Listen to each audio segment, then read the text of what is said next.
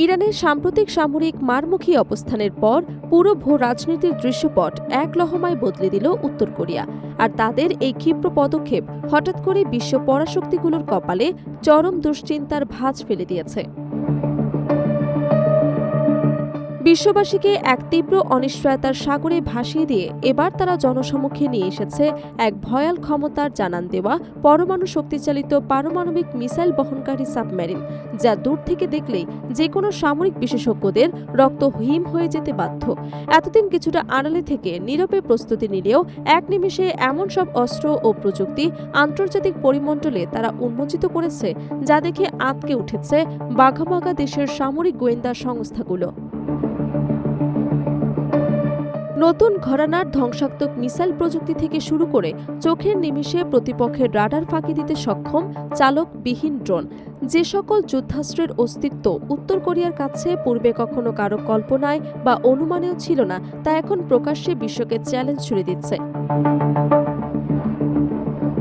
এই অনাকাঙ্ক্ষিত ও অপ্রত্যাশিত শক্তির প্রদর্শনীর সামনে আসতেই আন্তর্জাতিক সামরিক মহলে সৃষ্টি হয়েছে তীব্র আতঙ্ক ও জোরালো আলোড়ন।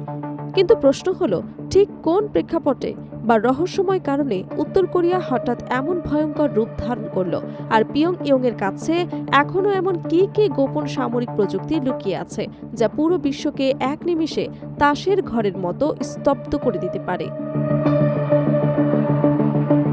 রহস্যের জাল আরও ঘনীভূত হয় ঠিক তখনই, যখন উত্তর কোরিয়ার রাষ্ট্রপ্রধান কিম জং উন পরম ভালোবাসায় স্ত্রী এবং সন্তানকে পাশে নিয়ে এক জাঁকজমকপূর্ণ সামরিক কুচকাওয়াজে উপস্থিত হন, এবং তার ঠিক কয়েক ঘন্টার মাথায় ধোঁয়াশার পর্দা সরিয়ে এই অতিকায় সাবমেরিনের আত্মপ্রকাশ ঘটে।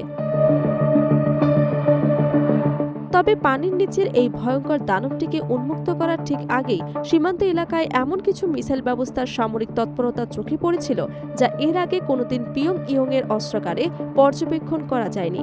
কেবল উত্তর কোরিয়াই নয়, খোদ বিশ্বের হাতে গোনা অল্প কয়েকটি অতি উন্নত পরাশক্তির কাছেও এই মাপের বা ক্ষমতার ক্ষেপণাস্ত্র প্রযুক্তি খুব একটা সচরাচর দেখা যায় না। আরও চাঞ্চল্যকর তথ্য হল, অত্যন্ত সুসংগঠিতভাবে এক বা দুটি নয়, বরং একসাথে কয়েকশো ইউনিটের এই নতুন মিসাইল ব্যবস্থা তারা একেবারে প্রকাশ্যে মহড়ায় নামিয়ে এনেছিল। গোপনীয়তার দেওয়াল এতটাই শক্ত যে মিসাইলগুলোর আসল সাংকেতিক নাম কি, এগুলোর ধ্বংসাত্মক রূপ কতটা মারাত্মক, কিংবা এগুলো ঠিক কত শত বা হাজার কিলোমিটার দূরের লক্ষ্যবস্তুতে নিখুঁত আঘাত আনতে পারে, তার কোনো সুস্পষ্ট ইঙ্গিতই পিয়ংইয়ং প্রকাশ করেনি। রহস্যের ঘনঘটা এখানেই শেষ নয়। কেন পুরো দেশ জুড়ে আচমকা এই বিপুল পরিমাণ নতুন মিসাইল ব্যবস্থা মোতায়েন করা হলো, তা নিয়ে বিশ্ব সামরিক বিশ্লেষকরা যখন অন্ধকারে হাতড়াচ্ছেন, ঠিক তখনই তারা বের করে আনে আরও এক অভাবনীয় গোপন কৌশল। জল আর স্থলের সীমান্ত ছাপিয়ে এবার তারা আকাশের বুকেও এক অনাবিষ্কৃত ড্রোনের চোখ ধাঁধানো মহড়া চালিয়ে পিয়ংইয়ংয়ের মূল উদ্দেশ্য নিয়ে বড় প্রশ্ন তুলে দিয়েছে। ইতোমধ্যেই উত্তর কোরিয়ার সামরিক বহরে এ ধরনের রহস্যময় বা উন্নত ড্রোনের কোনো অস্তিত্বে নজর পায়নি কোনো আন্তর্জাতিক গোয়েন্দা সংস্থা।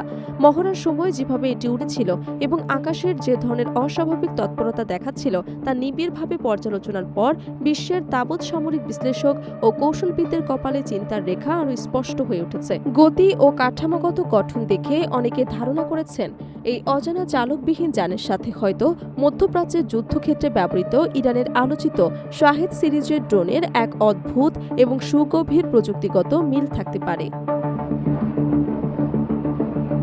দূর থেকে পাওয়া প্রাথমিক উপাত্ত ও গতিসীমা বিশ্লেষণ করে বিশেষজ্ঞরা অনুমান করেছেন, প্রতি ঘন্টায় প্রায় ৬০০ থেকে ৮০০ কিলোমিটার মতো অবিশ্বাস্য দ্রুত গতিতে আকাশে উড়ে গিয়ে লক্ষ্যবস্তু গুঁড়ি দিতে সক্ষম।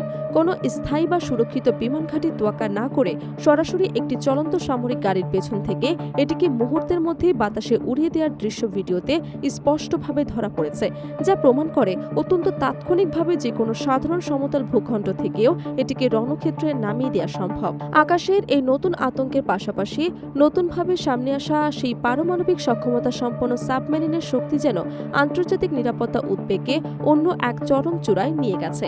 রাষ্ট্রীয় গণমাধ্যমে যখন এই দৈত্যকার সাবমেরিনটির পারমাণবিক মিসাইল বহনের সক্ষমতার কথা খোলাসা করা হচ্ছিল, ঠিক তখনই এটিকে পানিতে ভাসানোর সেই বিরল দৃশ্য পুরো বিশ্বকে বিস্ময়ে বাকরুদ্ধ করে দেয়। সাধারণ, মাঝারি বা উন্নত যে কোনো প্রচলিত সাবমেরিনের তুলনায় কাঠামোগতভাবে এটি যে কয়েক গুণ বিশাল ও বহুগুণ বেশি শক্তিসম্পন্ন তা প্রথম দেখাতেই অনুধাবন করা যায়। তবে পিয়ংইয়ংয়ের চিরাচরিত গোপনীয়তা নীতি মেনে এই জলজ দানবের আসল সাবমেরিন সক্ষমতা, অপারেশনের গভীরতা কিংবা আঘাত হানার সর্বোচ্চ পরিধি একেবারে আড়ালে রেখে দেওয়া হয়েছে। পানির ঠিক কত মিটার গভীরে নিঃশব্দে গিয়ে এটি অবস্থান নিতে পারে, কতদিন বা কত সপ্তাহ পর্যন্ত না উঠে জলের নিচে ওত পেতে থাকতে পারে, কিংবা এর ভেতরের গোপন চেম্বারে ঠিক কতটা পরমাণুবাহী মিসাইল সাজানো আছে, এসব অত্যন্ত সংবেদনশীল সামরিক প্রশ্নের কোনো স্পষ্ট তথ্য আজও আন্তর্জাতিক মহলের কাছে নেই। কিছুদিন আগেও সমুদ্রের বুকে উত্তর কোরিয়ার এই রহস্যময় সবুজ রঙের সাবমেরিন নিয়ে বিশ্বজুড়ে তুলকালাম কাণ্ড ঘটে গিয়েছিল। আর সেই ঘটনার রেশ কাটতে না কাটতেই এই বিশালাকার ভয়াবহ সামরিক যানটি প্রকাশ্যে এনে উত্তর কোরিয়া যেন বিশ্ব রাজনীতির খেলায় এক চালবাজির বোর্ড বসিয়ে দিয়েছে। এই নতুনতম সাবমেরিনের যে অবয়ব এবং শক্তি প্রদর্শিত হয়েছে, তার সাথে সাথে সামরিক বিশ্লেষকরা স্বয়ংক্রিয়ভাবে রাশিয়া এবং চীনের সর্বোচ্চ প্রযুক্তির সাবমেরিনগুলোর অভ্যন্তরীণ কাঠামোর তুলনা করতে শুরু করেছেন। তবে সাবমেরিনটির মূল কাঠামোর ভেতরে ঠিক কী ধরনের অত্যাধুনিক সোনার ট্র্যাকিং প্রযুক্তি বা স্টিলথ মেকানিজম ব্যবহার করা হয়েছে সে ব্যাপারে উত্তর কোরীয় কর্তৃপক্ষ মুখে কুলুপ এঁটে রেখেছে। পানির নিচের এই মহড়া শেষ হতে না হতেই তাদের পদাতিক রূপোত সবাই চমকে দিয়েছে, কারণ এবার উত্তর কোরিয়ার স্থলভাগেও দেখা মিলছে অবিশ্বাস্য রকমের আধুনিক ভারী বা সামরিক সরঞ্জাম এবং অপ্রতিরোধ নতুন সাজোয়া যান। সাম্প্রতিক সব সামরিক মহড়ায় যেসব সম্পূর্ণ নতুন মডেলের মেইন ব্যাটল ট্র্যাক এবং ভারী সাজোয়া আধুনিক অস্ত্রশস্ত্রের প্রদর্শন করা হয়েছে, তা দেখে অভিজ্ঞ সামরিক কর্মকর্তারাও নিজের চোখকে বিশ্বাস করতে পারছে না। অতীতে উত্তর কোরিয়ার পদাতিক বাহিনীর কাছে যেসব পুরনো ও সাধারণ ট্যাঙ্ক দেখা যেত, সেগুলোর তুলনায় এই নতুন ভারী ট্যাঙ্কগুলো কাঠামোগতভাবে কয়েক ধাপ বেশি আধুনিক, সুরক্ষিত এবং বহুগুণ বেশি শক্তিশালী ও ধ্বংসাত্মক। স্বভাবতই আন্তর্জাতিক পরিমণ্ডলে এখন তীব্র বিতর্ক ও প্রশ্ন উঠেছে।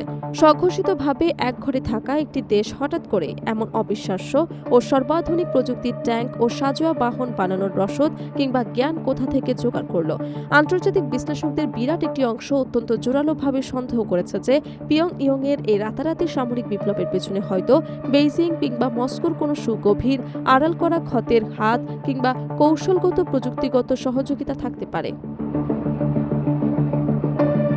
যদিও উত্তর কোরিয়া বরাবরই এই সমস্ত আন্তর্জাতিক জল্পনা কল্পনাকে পুরোপুরি বুড়ো আঙুল দেখিয়ে রহস্য বজায় রেখেছে, ফলে প্রযুক্তির এই বিশাল ছাঁচ সরাসরি অন্য কোনো মিত্র দেশ থেকে হুবহু এসেছে নাকি তারা নিজেদের সামরিক কারখানায় এটি গোপনে তৈরি করেছে, তা এখনও এক বিরাট রহস্য হিসেবেই রয়ে গেছে।